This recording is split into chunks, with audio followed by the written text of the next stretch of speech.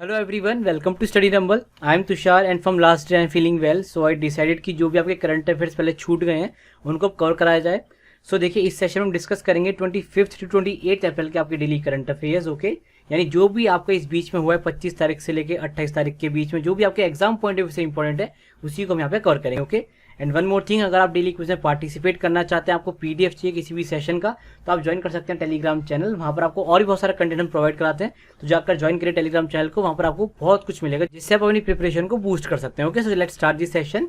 सो देखिए, first question है हमारा, what is the rank of India in energy transition index 2021, यानी ऊर्जा संक्रमण सूचकांक 2021 में भारत का स्थान क्या है, क्वेश्चन आपसे पूछ रहे हैं। यहाँ पर आपके ऑप्शंस। सो देखिए, इस क्वेश्चन का आपका आंसर क्या होगा। इस क्वेश्चन का आपका आंसर होगा ऑप्शन नंबर 3, 87, यानी इंडिया का रैंक है 87 इन एनर्जी ट्रांजिशन इंडेक्स। अब देखिए, कई बार आपके एग्जाम में ये भी पूछा गया है कि जो आपका एनर्जी ट्रांजिशन इंडेक्स है ये कौन पब्लिश करता है, तो इसे भी कवर कर लेते हैं हैंड टू हैंड। सो देखिए, जो आपका एनर्जी ट्रांजिशन इंडेक्स है इसको पब्लिश करता है आपका वर्ल्ड इकोनॉमिक फोरम। अब देखिए, वर्ल्ड इकोनॉमिक फोरम आया तो इसका हेडक्वार्टर देख लेते हैं कहाँ पे। तो देखिए, वर्ल्ड इकोनॉमिक फोरम का आपका हेडक्वार्टर है कोलोनी, स्विट्जरलैंड के अंदर। एंड इसके अलावा इस साल इस इंडेक्स को टॉप किया आपका स्वीडन ने। So Sweden top the energy transition index 2021। Okay, आप ध्यान रखेंगे। अब देखिए, एक और चीज देखिए, आप यहाँ पे जो आपका ऑप्शन नंबर 1 है 68 रैंक जो है, ये देखिए चाइना की रैंक है, 68 रैंक है चाइना की। एंड इसके अलावा देखिए, जो आपका ऑप्शन नंबर 2 74th, ये रैंक इंडिया का था इन 2020 के इंडेक्स में। ठीक है, यानी जो आपको 2020 के इंडेक्स आया था तब इंडिया का रैंक था 74th। तो इस साल हमने क्या किया, अपनी रैंक को गिरा दिया है, 87 में हम आ चुके हैं। ठीक है, चलिए अब आगे चलते हैं, नेक्स्ट क्वेश्चन देखते हैं। सो देखिए, नेक्स्ट क्वेश्चन है आपका, What was the theme of the Leaders Summit on Climate hosted by USA? आपको पता होगा थोड़े टाइम पहले यूएसए ने 40 मेजर कंट्रीज के हेड ऑफ गवर्नमेंट्स को इनविटेशन भेजा कि वो एक वर्चुअल समिट में पार्टिसिपेट करें जो कि क्लाइमेट के ऊपर बेस्ड होगा पूरा। आपको याद हो, मैंने आपको पहले भी कवर कराया था। सो देखिए, अब यही पूछे कि जो आपका समिट अभी भी हुआ है जो कि आपका यूएसए ने होस्ट किया है, तो इसका थीम क्या था, यानी विषय क्या था, आपसे पूछ रहे हैं आपके ऑप्शन। सो देखिए, इस क्वेश्चन का आपका आंसर होगा option number 1, our collective sprint to 2030। So ये था इस पूरे समिट का थीम, आप ध्यान रखेंगे। चलिए अब आगे चलते हैं, नेक्स्ट क्वेश्चन देखते हैं। सो देखिए, नेक्स्ट क्वेश्चन है हमारा, where the 19th edition of the Indian and French navy bilateral exercise Varuna 2021 took place, यानी भारतीय और फ्रांसीसी नौसेना के बीच में आपकी जो द्विपक्षीय अभ्यास होता है जिसका नाम है वरुणा, ये आपका कहाँ पर हो, आपसे पूछ रहे हैं। पर आपके option, Bay of Bengal, Mediterranean Sea, Arabian Sea या फिर नॉर्थ सी। सो देखिए, इस क्वेश्चन का आपका आंसर क्या होगा। इस क्वेश्चन का आपका आंसर होगा ऑप्शन नंबर 3, अरेबियन सी। सो यानी अरेबियन सागर, यानी अरब सागर में हुई है अभी भी आपकी इंडियन और फ्रेंच नेवी के बीच में बायलैटरल एक्सरसाइज, जिसका नाम क्या है, वरुणा।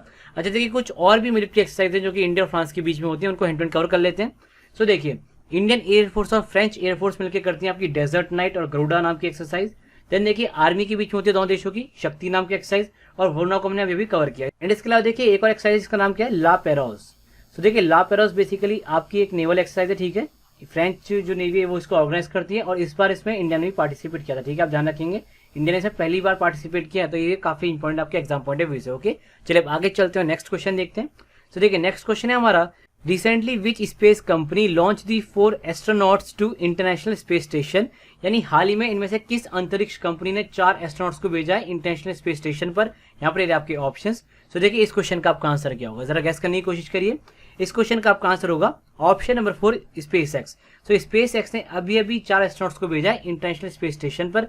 अच्छा देखिए, इसके अलावा देखिए, थोड़े टाइम पहले 143 सैटेलाइट्स को एक साथ लॉन्च करके स्पेस एक्स ने वर्ल्ड रिकॉर्ड बनाया था मैक्सिमम सैटेलाइट्स को एक साथ लॉन्च करने का।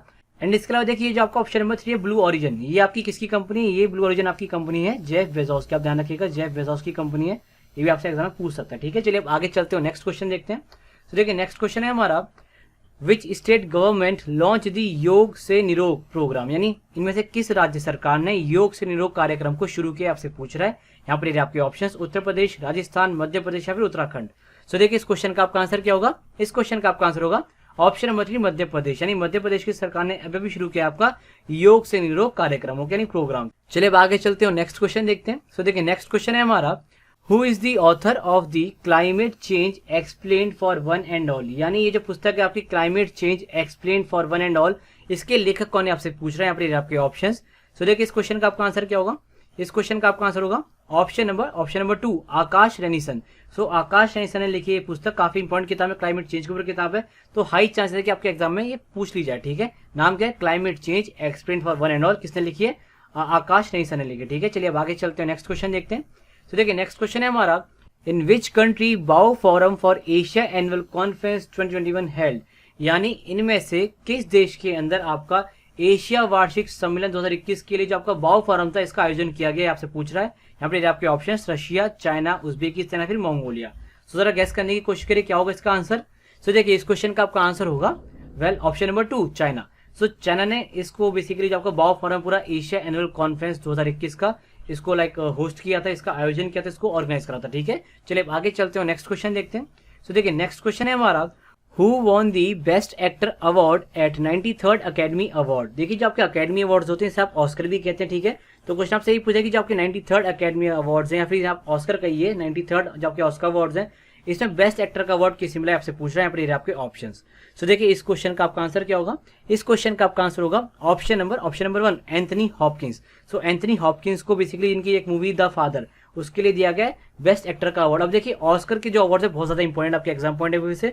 सो देखिए जितने भी इंपॉर्टेंट अवार्ड्स हैं, वैसे तो बहुत सारे अवार्ड्स होते हैं बट जो मोस्ट इंपॉर्टेंट आपके एग्जाम पॉइंट ऑफ व्यू से उनको मैंने कवर कर दिया यहाँ पे। ये देखिए नेक्स्ट स्लाइड में देखिए जरा आप, यहाँ पे देखिए वेन्यू क्या था इस ऑस्कर अवार्ड्स का, 93rd अकेडमी अवार्ड्स का। देखिए पहले तो देखिए हर साल आपका जो वेन्यू होता है इन अकेडमी अवार्ड्स का होता है आपका Dolby theatre and union station. देखिए होता क्या है कि जो आपकी most of the opening ceremonies है अवार्ड्स की, ऑस्कर की या फिर जो भी आपकी स्टार्टिंग की सेरेमनीज है वो तो होती है आपकी यूनियन स्टेशन पर। ठीक है, देन आगे जो आपके अवार्ड्स का डिस्ट्रीब्यूशन होता है वो होता है आपका डॉल्बी थिएटर में। ठीक है, आप ध्यान रखेंगे इन बातों को। और देखिए दोनों जगह कहाँ पर है, यहाँ आपकी लॉस एंजलिस के अंदर। ठीक है, आप ध्यान रखिएगा लॉस एंजलिस के अंदर है।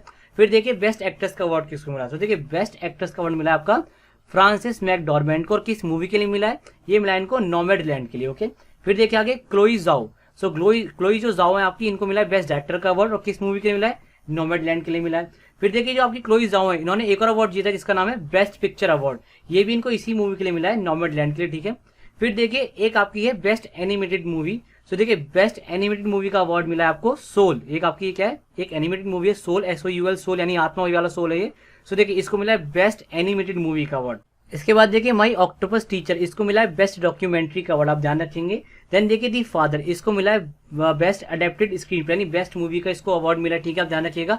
अब देखिए दी फादर वही मूवी जिसमें एंथनी हॉपकिंस को बेस्ट एक्टर का अवार्ड मिला है। ठीक है, और देखिए जो आपके एंथनी हॉपकिंस है ना, ये ओल्डेस्ट हैं जिनको ये अवार्ड मिला है और ओल्डेस्ट है जिनको नॉमिनेट किया गया है इतने बड़े कॉम्पिटिटिव अवार्ड के लिए। ठीक है, फिर देखिए अच्छा इसके अलावा देखिए ये जो प्रॉमिसिंग यंग वुमेन है इसको मिला है बेस्ट ओरिजिनल स्क्रीन प्ले का अवार्ड। ठीक है, चलिए आगे चलते हो, नेक्स्ट क्वेश्चन देखते हैं। ये सब आप एक बार फिर से पढ़ लीजिएगा या फिर इसका स्क्रीनशॉट ले लीजिए और बाद में आराम से पढ़ लीजिएगा। ठीक है, चलिए आगे चलते हो, नेक्स्ट क्वेश्चन देखते हैं।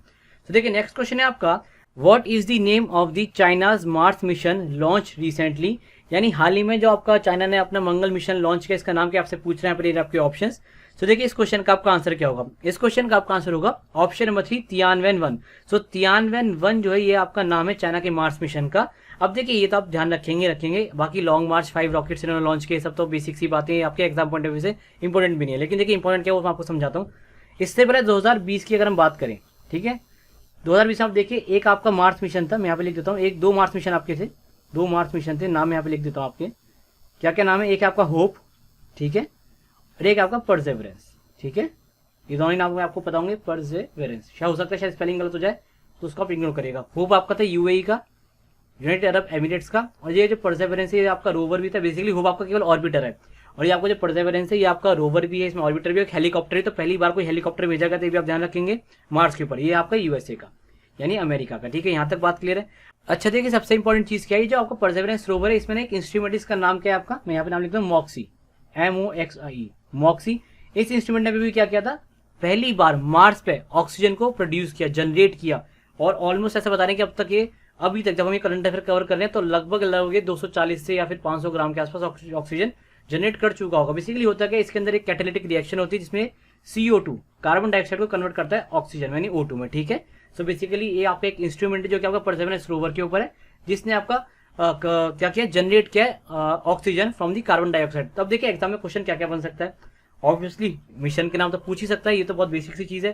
पहली बार हेलीकॉप्टर किस रोवर पे था, फिर किस मिशन पे था, तो अमेरिका का मिशन था, परसेवरेंस रोवर नाम है इसका। और ऑक्सीजन किस इंस्ट्रूमेंट के थ्रू जनरेट किया है, मॉक्सी MOXIE, इस इंस्ट्रूमेंट के थ्रू ऑक्सीजन को जनरेट किया है फ्रॉम CO2 टू O2 यानी कार्बन डाइऑक्साइड से ऑक्सीजन बनाई गई। ठीक है, सो ये सब आपको बातें पता होनी चाहिए मार्स मिशन के रिगार्डिंग। अच्छा इंडिया का मार्स मिशन कब लॉन्च हुआ था आप बताइएगा कमेंट सेक्शन के अंदर। चलिए अब आगे चलते हैं, नेक्स्ट क्वेश्चन देखते हैं। सो देखिए नेक्स्ट क्वेश्चन है हमारा, which is the second country of Africa to eliminate trachoma. यानी इनमें से वो कौन सा दूसरा अफ्रीकी देश बना है जिसने ट्रैकोमा बीमारी को पूरी तरीके से खत्म कर दिया अपने देश में से। यहाँ पर आपके ऑप्शन, तो देखिए इस क्वेश्चन का आपका आंसर क्या होगा, इस क्वेश्चन का आपका आंसर होगा ऑप्शन नंबर 4 गैम्बिया। सो गैम्बिया ने पूरी तरीके से इरेडिकेट कर दिया ट्रैकोमा को, जो कि बेसिकली आपकी एक बैक्टीरियल डिजीज है, ठीक है, बैक्टीरिया से होती है डिजीज, ठीक है। अच्छा देखिए फर्स्ट देश कौन सा था, तो देखिए फर्स्ट कंट्री था आपका घाना। सो घाना आपका फर्स्ट कंट्री था जिसने ट्रैकोमा को पूरी तरह से इरेडिकेट किया था अपने देश के अंदर। अच्छा देखिए जो आपकी ट्रैकोमा नहीं, तो आपको बताइए बैक्टीरियल डिजीज है, बैक्टीरिया से होती है, तो किस बैक्टीरिया से होती है ये देखिए आप, ये होती है आपकी क्लैमाइडिया ट्रैकोमैटिस। तो क्लैमाइडिया ट्रैकोमैटिस नाम है इस बैक्टीरिया का जिससे आपकी क्या होती है ट्रैकोमा डिजीज होती है। आप ध्यान रखिएगा, आपके एग्जाम में क्वेश्चन बन सकता है। चलिए आगे चलते हैं, नेक्स्ट क्वेश्चन देखते हैं।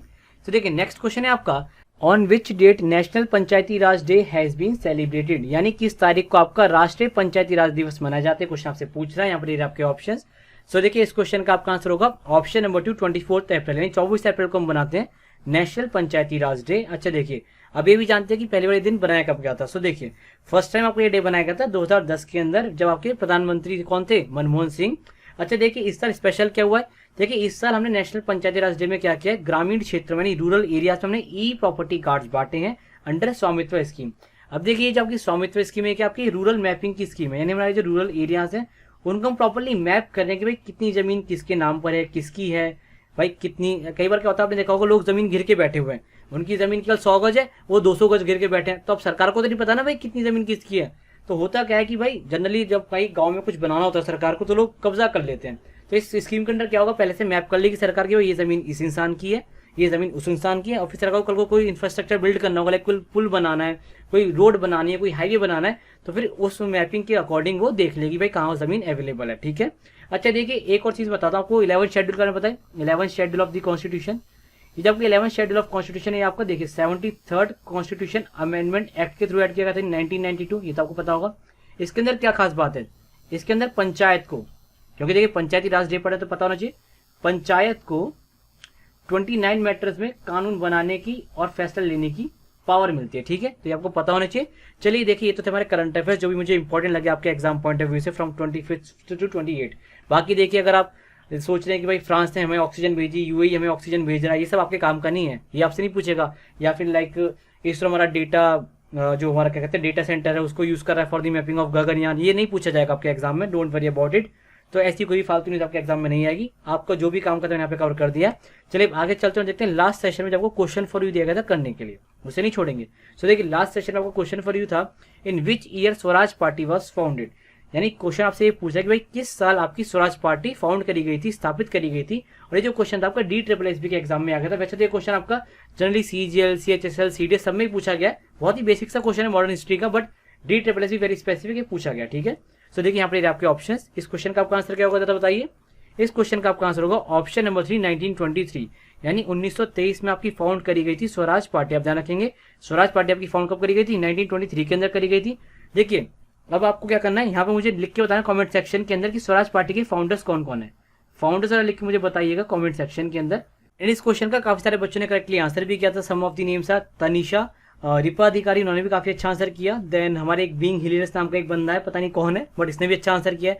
देन विशाल शर्मा है, देन इसके अलावा देखिए अमन कुमार है, अमनदीप कौर है, हेमू शर्मा है, कौशिक है, विद्या ऑफिशियल हर बार की तरह बहुत ही अच्छा आंसर किया। अमनदीप कौर ने भी काफी अच्छा आंसर लिखा है, हिमांशी शर्मा ने भी काफी अच्छा आंसर लिखा है, यतीन्द्र ने भी काफी अच्छा आंसर लिखा है, तो इन सभी ने अच्छा आंसर किया। हाँ वन मोर थिंग, देखिए लास्ट सेशन में मेरे से गलती हो गई थी, आप कह सकते हैं स्लिप ऑफ टंग हो गया, फिर कह सकते हैं ह्यूमन एरर हो गया था। उसमें आपको ध्यान होगा लास्ट में आपको क्यूबा के वो पढ़ाए थे प्रेसिडेंट, याद है क्यूबा के प्रेसिडेंट मैंने आपको पढ़ाया था, आपको याद हो तो। सो क्यूबा के गलती से मेरे से प्रेसिडेंट मुंह से ऑप्शन नंबर 1 करेक्ट लाइक वो निकल गया था, बट उसका करेक्ट आंसर नहीं है, ठीक है। वो दारियो गुइरा जो भी नाम है वो करेक्ट आंसर नहीं है। करेक्ट आंसर आपका है इसमें मिगुएल डियाज, ये गलती से बस मेरे से पता नहीं कैसे जल्दबाजी में निकल गया। सो मिगुएल जो डियाज है ये आपके हैं प्रेसिडेंट ऑफ क्यूबा, जो कि आपका ऑप्शन नंबर 3 था। वैसे मैंने मार्क करेक्ट किया, ठीक है, उसके आप चिंता मत करिएगा। आपको PDF डाउनलोड करेंगे ना आप जब, तो आपको देखिए मार्किंग सही मिलेगी। अगर आप PDF से पढ़ेंगे तो आपको कोई दिक्कत नहीं, बट जैसे भाई मैंने गलत बोला था तो उसे बताना तो पड़ेगा ना आपको, मैंने गलत बोल दिया है। सो क्यूबा के जो आपके प्रेसिडेंट है वो आपके मिगुएल डियाज, ठीक है, आप ध्यान रखिएगा। चलिए अब आगे चलते हैं और देखते हैं आज का क्वेश्चन फॉर यू आप लोगों के लिए। सो देखिए आज का क्वेश्चन फॉर यू आपका, highest peak of Andaman and Nicobar island is, यानी जो आपके अंडमान एंड निकोबार आइलैंड्स हैं इसकी हाईएस्ट पीक क्या आपसे पूछ रहा है। और ये जो क्वेश्चन था आपका सीजीएल में आ गया था, तो काफी इंपॉर्टेंट क्वेश्चन है आपका एग्जाम पॉइंट ऑफ व्यू से, कई बार पूछी जाती है आपकी जो आपकी वेरियस हाईएस्ट पीक से उनसे क्वेश्चन बनता है। सो आप उनको पढ़ लीजिएगा एक बार, अगर आप कहेंगे तो मैं एक स्पेशल सेशन बना दूंगा इस चीज के ऊपर, ठीक है। बाकी यहाँ पर आपके ऑप्शन, इन चारों ऑप्शन में से एक करेक्ट आंसर चूज करके लिखेगा कॉमेंट सेक्शन के अंदर। मिलते हैं अगले सेशन में, तब तक के लिए इस तरह से आप पढ़ते रहिए, नोट्स बनाते रहिए and keep preparing for your exams. Okay, bye bye.